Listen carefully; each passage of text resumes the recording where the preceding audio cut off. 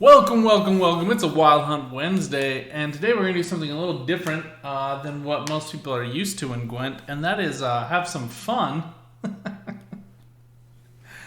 It's been a rough few weeks. It's Chairman Moo just joined chat, and it's saying as I'm just starting this video, we're probably not going to win. Actually, this deck is very good against one specific deck you're going to see on ladder a lot, Lippy. This deck is very good against Lippy. It's also good against Scoia'tael. So, this deck is not going to beat V. Just not. That's not what this deck is tech to do. Although I will say, Regis Higher Vampire can get you close. Regis Higher Vampire can come down for some massive value. Some recommendations when I was first testing this deck. You could put in another Indrega Larva to swap out these Wild Hunt Riders. I like the Thin. They're good. They're not that great though with this deck. There's not enough high-powered, high provision unit. That's not high provision, high value units that come down to proc the Thrives frequently enough. So for me, it wasn't doing great. Crimson Curse. It's a vampire deck, and if you want to go all in on vampires, Crimson Curse feels like a thing you need to do. But if I was being honest, it's not my favorite card. I'm still waiting to get some good value out of that. It's good against Scoia'tael, because Scoia'tael plays all their units to the same row.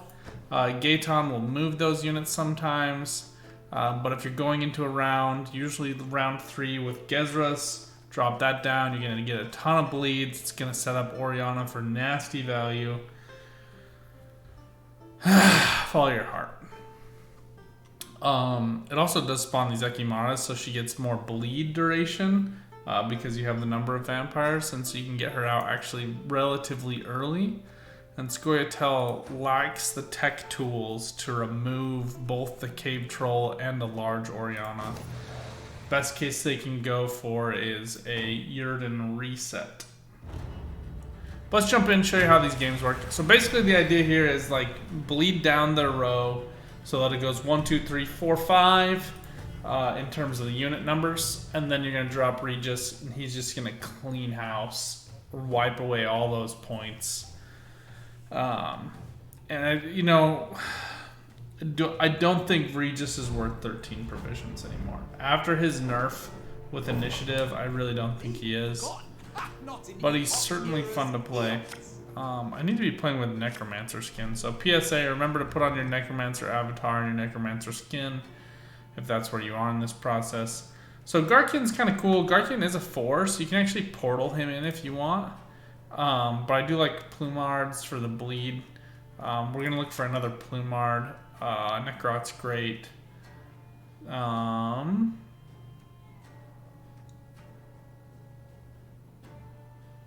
Yeah, I don't have a ton of great consistency here, so I kind of just have to keep these, unfortunately. Excuse me. So we're going to start with Indrega Larva. Necrot comes with Zeal, so we can go ahead and drop him down and then give him this tactical advantage. It'll proc the Thrives. He's going to get set up.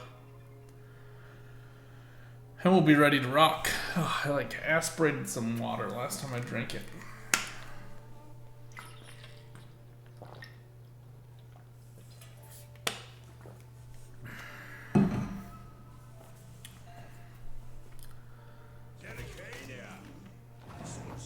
Source of the best goods.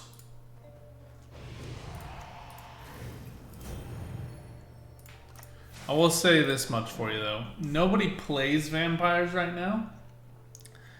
So nobody knows how to play against it. They have to kind of dig out their dusty tomes instructing them how to play the deck. Though most people do remember that you have to wait for the Orianna.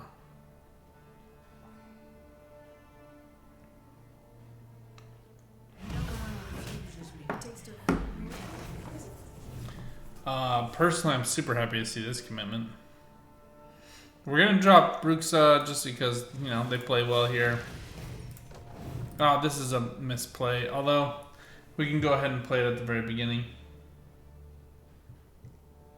Hey, Crywalks, how are you doing? I'm shooting a YouTube video for Monsters for next Wednesday.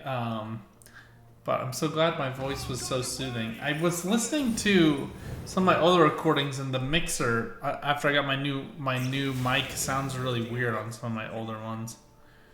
So it's just like an insane amount of commitment.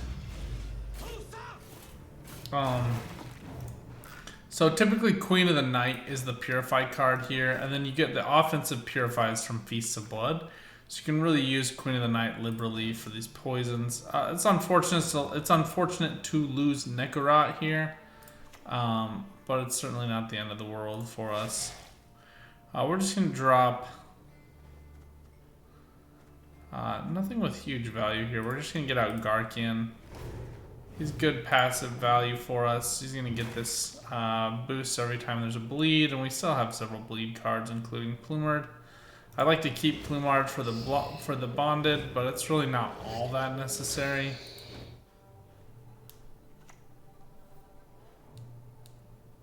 Jeez. The opponent is just like desperately concerned with staying ahead of me this match. And that's okay. We're gonna do something a little wacky here. Cahir's where all the points are, although he does come down later often in a renew deck. So we're just going to be a little patient with him, and we're going to go for the Armored Arrakis. Just proc the bleed. He gets the boost from all these Thrives. And then the Garkian and he are going to just stay on par.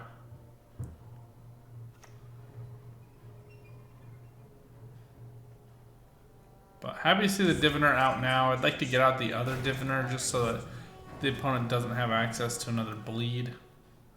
Now something I can do here is kind of like line up these units if I want to. So right now we have the 3.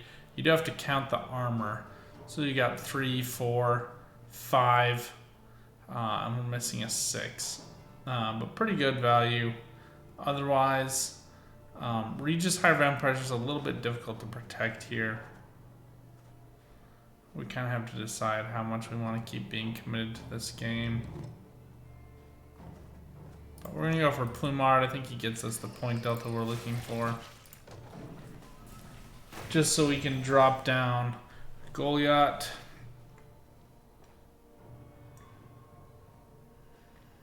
And we have to remember all of these Thrives are going to just be a wash with Cahir.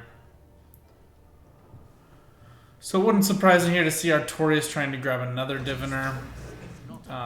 Looks like he gets Slave Hunter.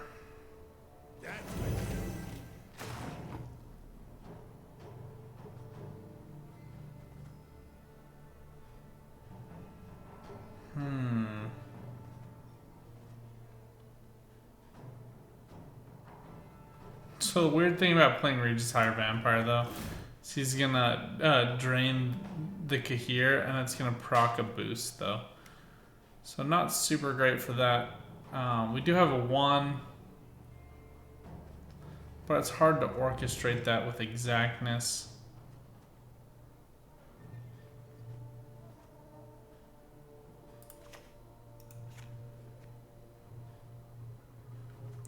See if we can get the opponent to play just one more card. We're in this weird situation now where we are actually down a card at this point because we started on blue coin. But the opponent had to commit a lot to this round. We're just going to let him do that.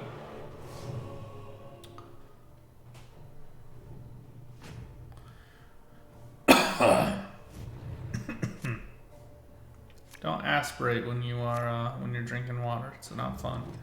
Alright, so you always want to look with Naglfar. What golds am I looking at? Protoflator, Gale, Katakan, Queen of the Night, Cave Troll. So I'm getting a whole bunch of them. So I'm going to try to see if I can roll into some other ones. I would say kind of the one downside of this deck is there are a lot of golds. If you've watched my stream or you've watched my YouTube videos, you know I like to play Naglfar round 2. It gives me that guaranteed top deck for the next round. And here we'd be looking for probably just to drop Gale. Protoflator is worth some value. He does proc some Thrives. Gale's a little tricky to get set up perfectly. think the opponent here just deciding how much they want to be committed this round, if at all.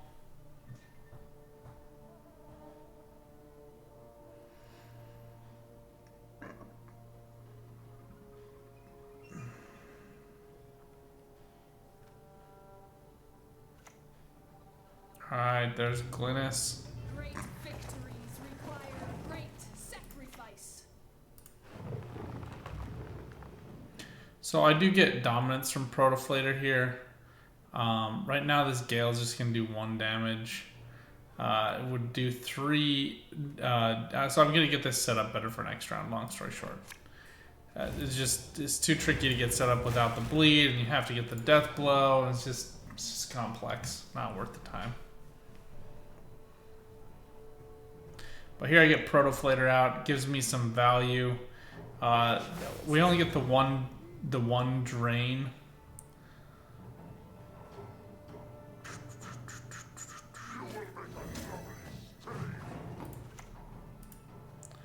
Here we're just gonna go for Catachan. Gets us good 8 points of value.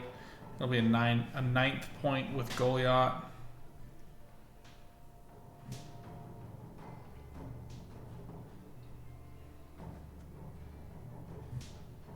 So I think I was saying this before and I forgot to finish it, but Petrie's Filter would be a welcome addition to this deck just to give Regis Higher Vampire some flexibility to be used whenever you want it.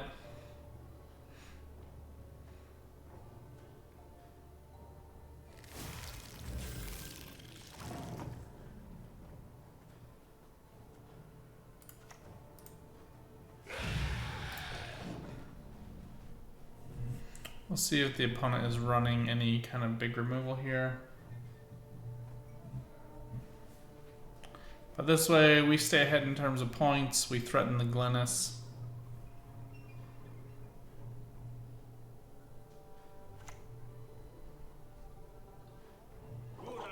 Diplomacy is the option here. Is a little strange.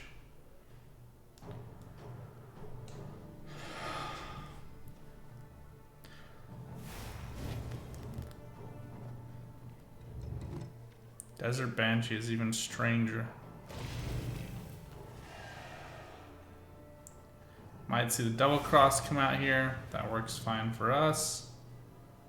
Opponent is going to proc the Crimson Curse on a row, which is a little annoying. We're going to take that bleed, then we take damage if it procs. We're okay.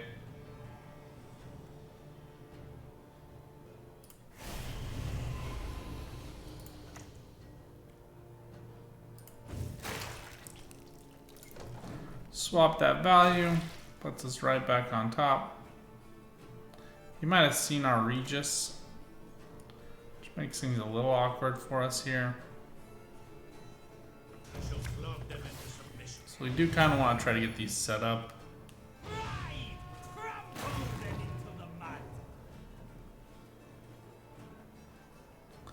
This is interesting. I didn't think Thrive cards were supposed to get procced by spying units, but evidently they did.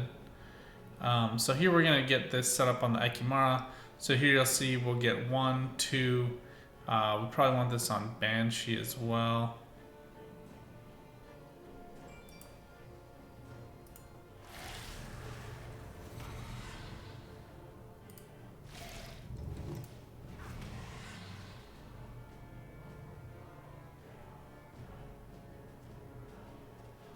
Here we're just going to drop Oriana.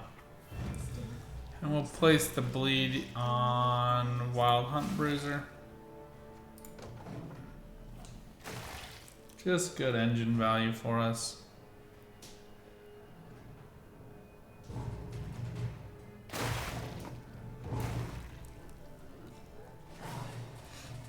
Now Regis is a little bit clunky here.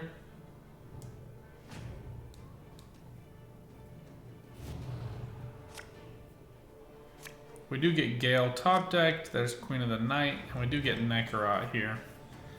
I definitely want to keep Goliath for the value. I can set up the kill with Gale, and I can get more bleeds here. So Regis isn't looking terrible. Wild Hunt Riders and Cave Troll would probably be better points though. So I am going to put Regis back. He just is a little bit of a drama mama to deal with. And Cave Troll will protect the Gale, protect the Necrot, so it gives us some good value that way.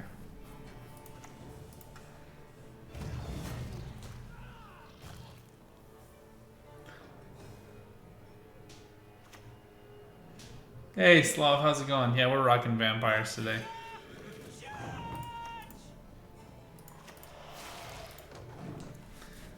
We're doing something crazy for this next Wednesday's Monsters video. We're having fun in Gwent. It's super strange. Most people haven't heard of it for a while. Alright, so if it's bleeding, you're going to deal 3 damage. If we get the death blow, then we get its base value, and we stop the engine value here, so that's looking quite good to me. We're going to go ahead and take that, then we'll proc the bleed here on Ducal Guard. So getting great value out of the Gale there. So because we got the death blow, he gets boosted by 4 points. We stop the engine value on the card as well. Well, to be fair, you're joining this late, and this person felt like they could play all of their gold cards round 1 for reasons unexplainable to humankind. Like, the best gold cards they held were Triss and Glynis. Like, they played Kahir, Ball, and Portal all in the same first round. So they do get the Purify here. I don't know what it really gets them, if we're being honest. We're just going to go for the bleed on melee. And then we'll proc this bleed here. And we'll put this bleed onto the Ducal Guard. It'll spawn the Ekimara. Just decent value. Namegalol. Yeah, a little bit. Alright. I mean, it's a choice. No one said you had to make good choices, I guess. I think Goliath should be enough to tie this up for us. The opponent's going to take 3 bleed damage here. So they've got to overcome a massive point gap. It's just not going to be enough. I don't think I even saw anyone, so I'm guessing it's an Informant, which is going to get the Ekimara at 2 points. It will proc 2 assimilates, but also gives me 1 point, so nowhere close to staying in the game. Johnny, Utah, huh? I was born and raised in Utah, for those of you wondering about my history and background. Alright, jumping into another game. Yeah, I'd like to say that was all because of this deck and how awesome I am at deck building, but we didn't even play Regis. I just think the opponent really, really valued Last Say for reasons unexplainable to humankind, and they very poorly played round 2 bleed. It's war you want. So, you shall have. Yeah. I mean, I'd like to take all the credit for that awesome gameplay, but I got away scot-free playing my Regis Higher Vampire.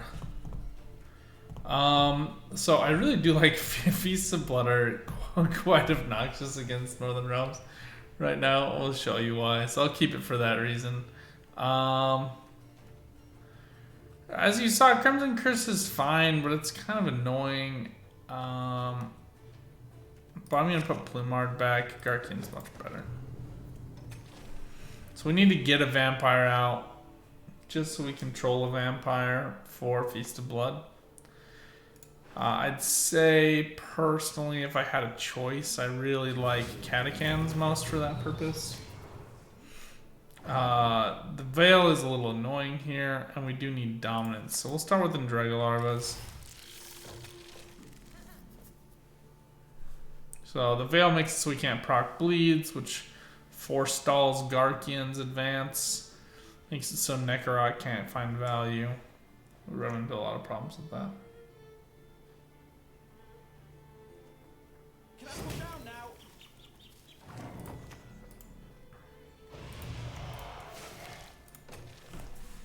We'll just get this bleed out, proc off this shield.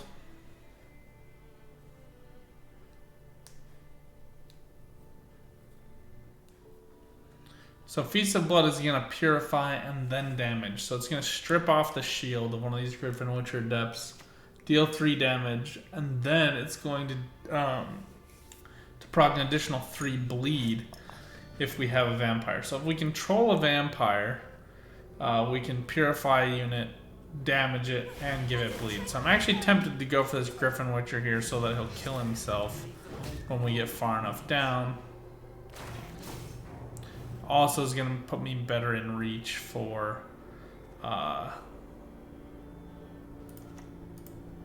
some of these other plays we're going to make.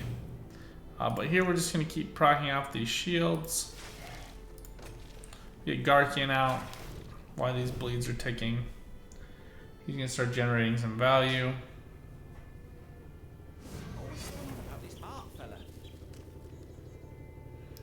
Now the question is, like, how much do I care about forestalling the progress of these adepts? Train on the cone. I hate it.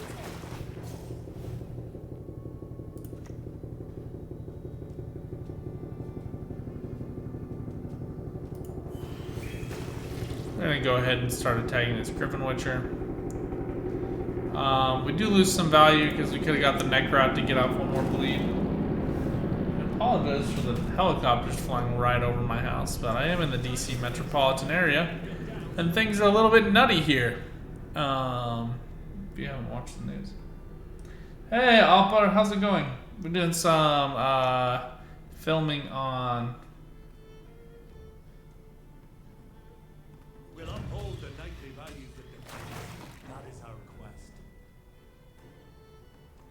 Somebody want to explain to me that choice? I would really like to understand it. Kind of want to go for Crimson Curse on the ranged here, so that's what I'm going to do. Gives us some bleeds. Protects the value on the Garkian.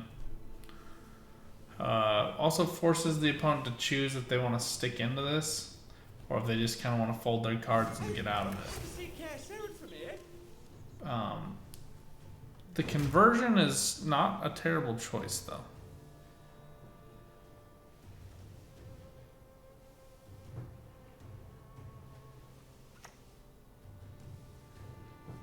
Fazimir Mentor makes sense. He's going to get this to 8, which is annoying.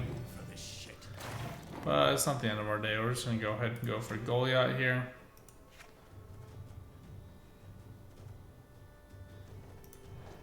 Yeah, this is only a 4-point boost, so not great for us. Right now we control 3 vampires. So Oriana, you know, think of her as a 9 provision card. Stop thinking about using her as a finisher, in my experience. My bigger problem here is that there's not a lot of bleeds going on. I don't have Regis, so I don't have incentive to kind of get everybody nursed down to where I want them to be. But we're still going up and they're going down.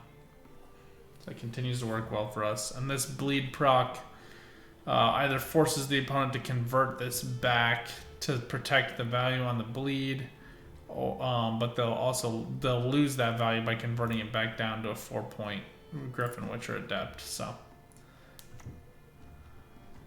procs that bleed for us nicely. He should lock himself here. He does do the damage, but does ping armor. We do have the tallest unit. It's tied with Berengar, but he's still tallest.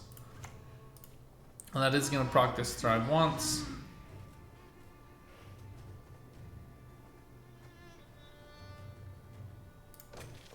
We're going to, again, just be a little patient here.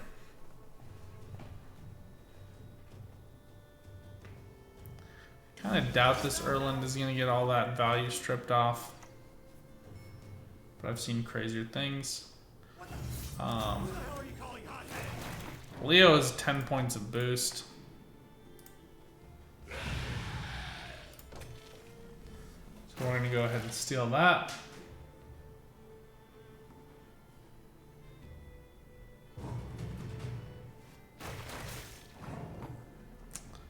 And then we'll calculate the point difference after that time. So here we can play whatever. Unfortunately, it does have to be one of these two. Oriana's worth more points in the long run. So a little bit of an overplay, but we do close out the first round.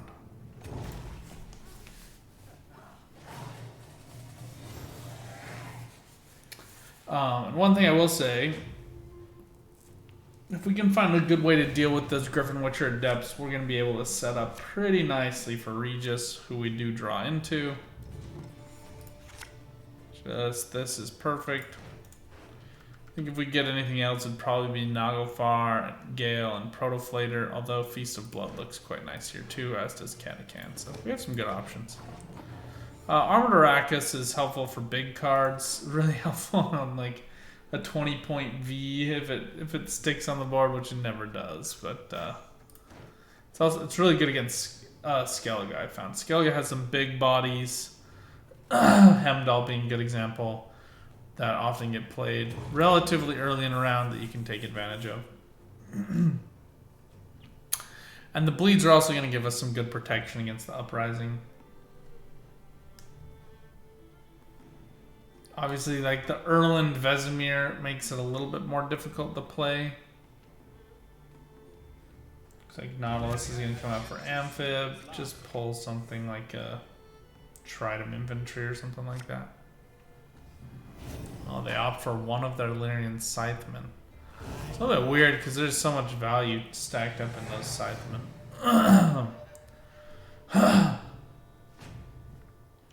Then Igni and Yurden are always on mind when you play these Northern Realms decks. We're going to put back Bruxa. I do like Feast of Blood. Necra is also quite good here. And then we're going to get two of these three as options. Armored Arrakis is decent value, but not superb. But he is better than some of these other cards. Although he's not a vampire, so we're going to put it back. Probably a little bit better than Plumer, but we do get the extra bleed duration with Oriana, so we'll let it happen.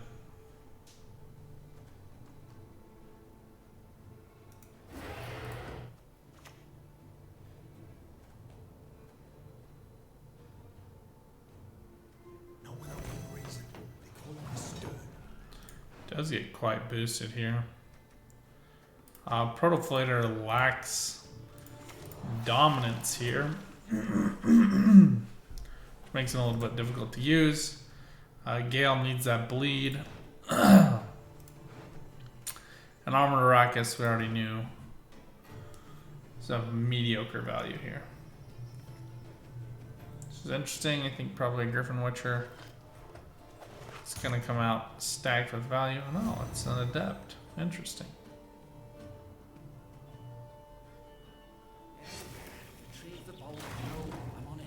Dominance does become a problem here a little bit.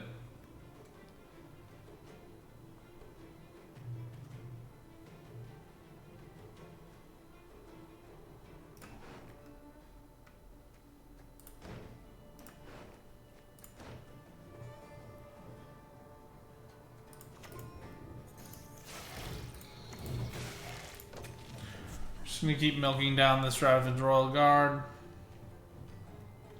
Force them to play out the unit they want to give the armor to. I do think this Northern Realms deck is one of the best decks in the game right now. It does play superbly well. We have to remember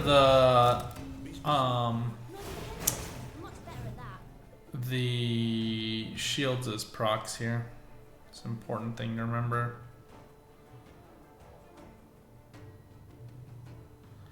We're going to go ahead and proc this damage soon, but we don't need to do it quite yet. Go for Naglfar. If we get Gale, if we don't, we'll go for Armored Arrakis. Keldar is certainly something they're going to want to protect.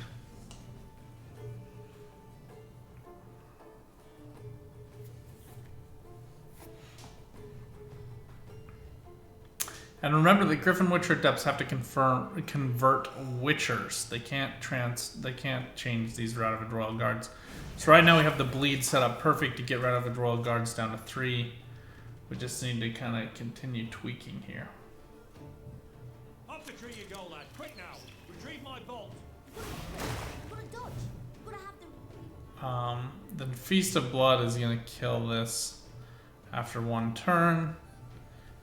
We can go ahead and attack this Witcher student to just halt the progress if we want, though. But we're not going to do that quite yet. I'm going to proc this damage. And then I think we'll set up some more bleeds here. Be not afraid. We're getting to the point where we're getting a lot of bleeds on the board. It's going to add a lot of value for Oriana, so we want to get her out pretty soon. And we'll just drop down these leader abilities as well. We don't really care too much about the duration since we already have 3 vampire units and she'll be the 4th and there's only 2 more rounds left for the opponent to play anyway. Yeah, Gwen here. I'm not sure what that's going to grab. Alright. Griffin Witcher makes sense. Gets the shield so it doesn't take the damage. And you just pray that that hits the Necrot. It doesn't. It only finds 1 point value here.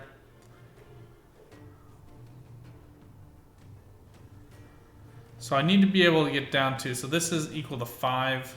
So we have 1, 2, 3, 4, 5, and then we'll just go for these melee units here.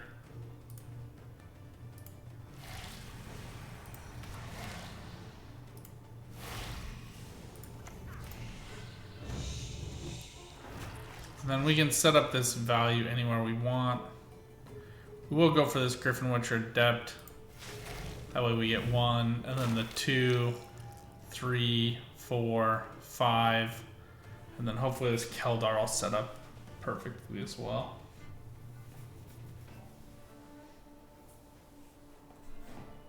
Hey, I can see Sarah from here. Just want to keep target on this. They trigger this first, so it's certainly not going to be interesting. Alright, so the melee row actually has more value on it. We're going to see the Uprising played with the Scytheman.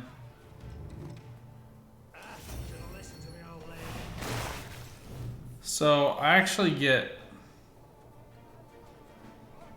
okay. I have to do calculations here. So I think I can get him down to 2.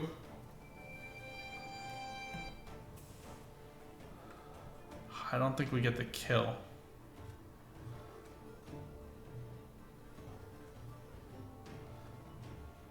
No, this will go down to 2. Okay. So here we go. 1, 2. I'm not gonna have a 3. So in that case, let's just get this up here. That way we have some more flexibility. So we'll for sure get a 2. So we have 1, 2, 3, 4, 5. This is a 5, and then this is also 6. So the Yrdenon to Oriana sucks here. There's no 2 on this, so we get 1, 2, but no 3.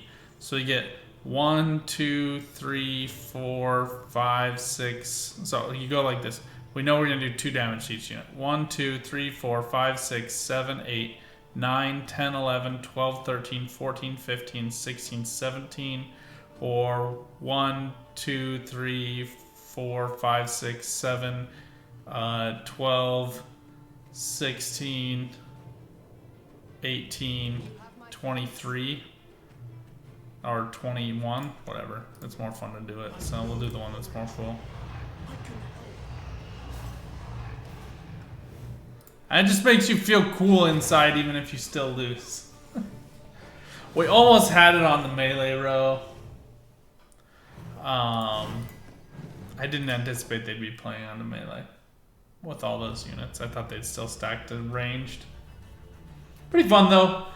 Anyway, look, I did 2 games. We'll do one more. We need to go get my medicine while we do this. We'll do one more game. Be right back.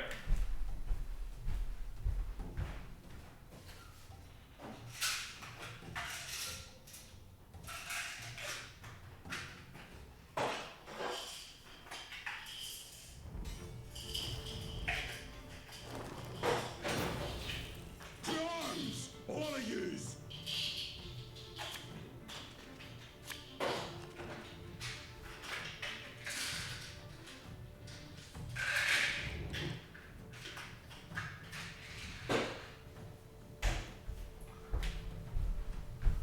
Alright, so if you go up against the Lippy deck and you don't have Regis Higher Vampire in, or sorry, just Regis, not Higher Vampire, just Regis in your hand, then you need to just draw as many golds as you can. That's your only objective. You need to be able to get Regis Higher Vampire. Not Regis Higher Vampire. You need to be able to get Regis. Oh, looks like we're going up against the worst of all the world. So I was hoping this would be Lippy. Lippy actually gives us more flexibility.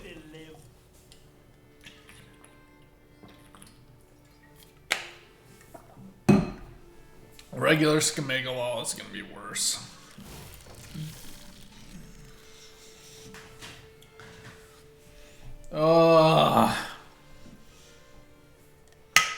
Carry a Megalol. What are you thinking about Northern Realms, Slav?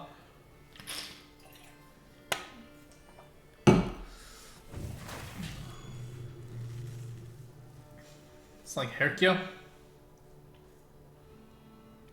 Pray for the proc. Oh, blue boy. Weird. What a weird commitment.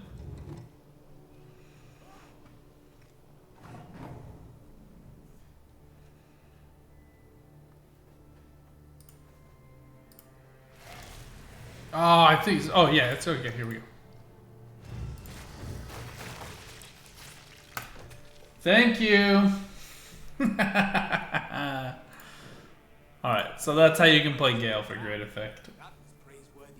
So the goal here is basically just to get off that value, so you can't do anything about it. Now if we get the Purify, we can start bleeds on the long ship, but I'm happy with these Raider bleeds here. We're gonna take some damage. That's okay. We just have to hang in this match. We're probably not gonna carry round one. The leader with the Gale was honestly a pretty cheap spend for us here, so.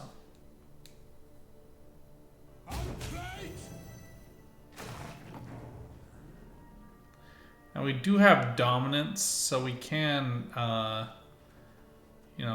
suck the life drive from some of these units. We're gonna go for Plumard onto the Great Sword here.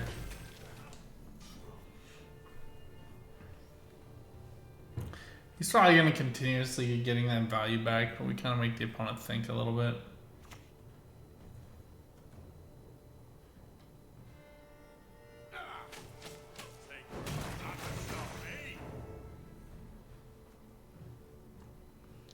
Since Gale just got damaged, we're gonna go for Rider.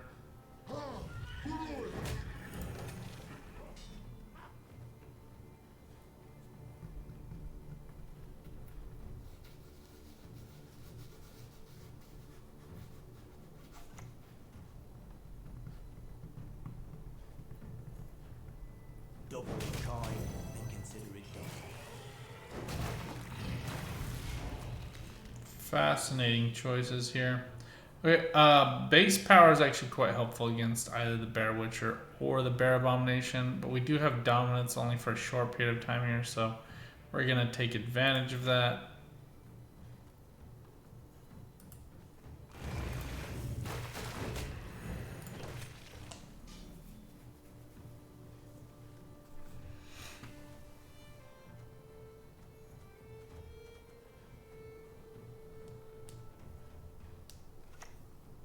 As I was saying, Skellige is kind of this perfect feed for girthy bodies for Arrakis. So here you'll see we'll play the Arrakis. It has the armor, so we don't take any damage. and it procs 8 bleed onto this Bear Witcher, which obviously we're not going to see 8 bleeds. But that's what it does.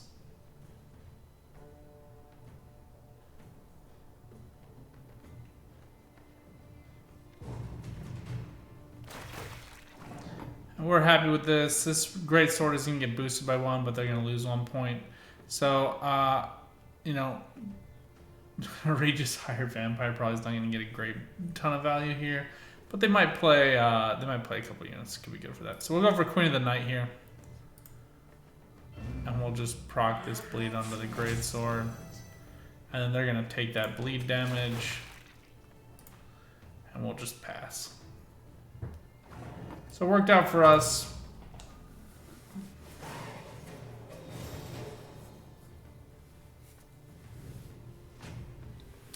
But the Gale onto Blue Boy Lugos is kind of everything you could dream of. I don't think double Feast of Blood makes a ton of sense here. We'll keep 1. But like I said, we really want to just cycle through, get all of our golds. Would have been nice to have Naglfar to play to try to get one of these two. Notably, Regis can't be played with Naglfar. So, I mean, he works really well with it in this deck specifically because if you play the Naglfar, you take the other card in round 2, Regis gets top decked, and then you'll draw into him for the next turn. He's otherwise kind of trash. He'll just do 1 damage to all units on the row, which is basically like an 11-point card at best if there's no armor or shields involved. But we do like the long round with Crimson Curse and Oriana, so we're just going to let this go.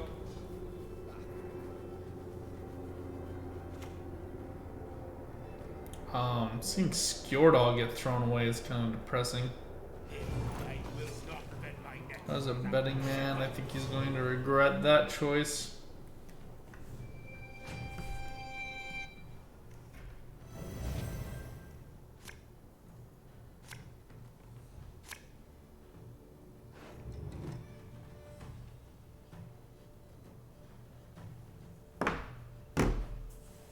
All right.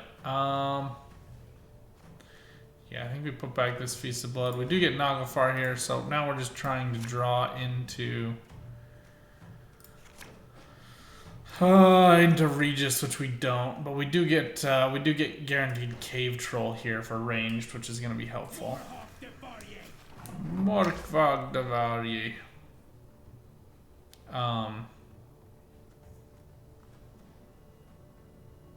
We're going to do something a little strange here. We're going to go for Garkian, and then we're going to proc a leader charge. And we're putting him to range because that's where we want to put our engine value.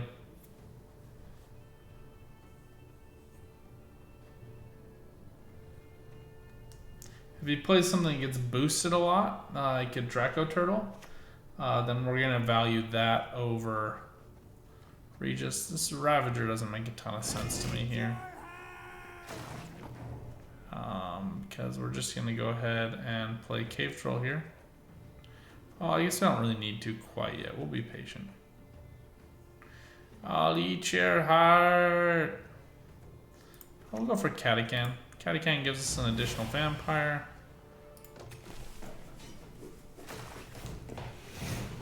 I do wish I had one of my Necrots, so that was an unfortunate drawing here too.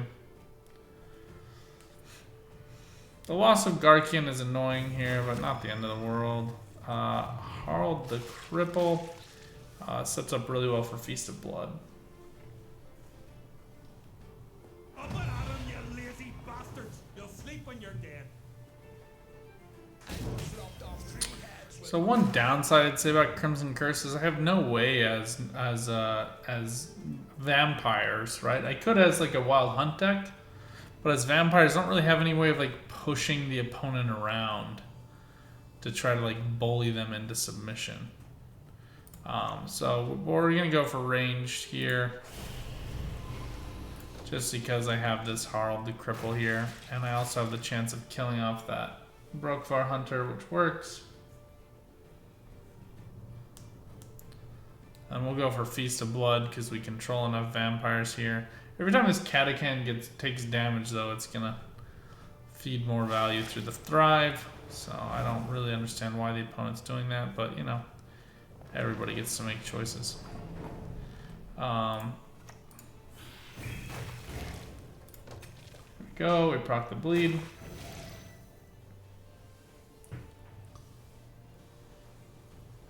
I wish we would have known about, I should have thought about the second on-crate longship.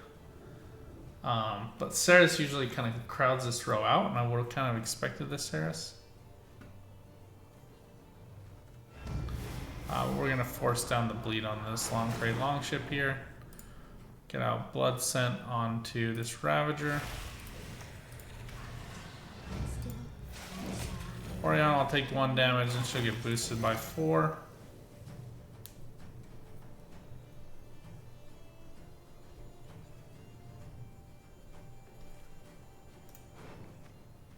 Probably should have protected her first, if we're being honest. Heatwave is still a possibility. So the opponent here opts for the conversion, but gives us a lot of value. I would have just let it go. There's no reason to allow me to get that bleed value at the beginning of the next turn.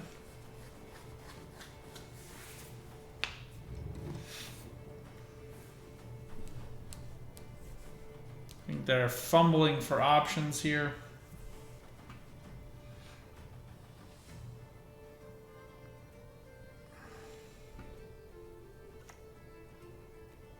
There's the Ceres.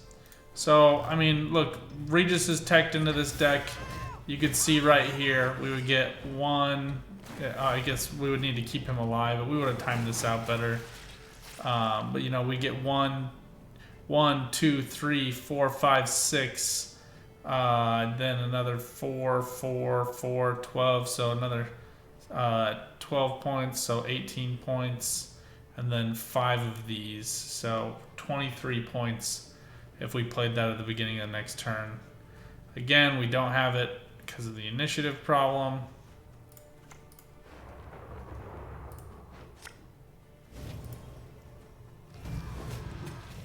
But that is what it is. We only get 2 bleeds here. Also, Oriana kind of falling flat for us a little bit at this point.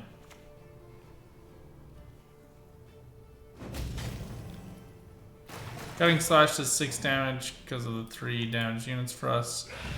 I mean, we have to play Regis Higher Vampire here in case there's something boosted, but it's probably not going to be.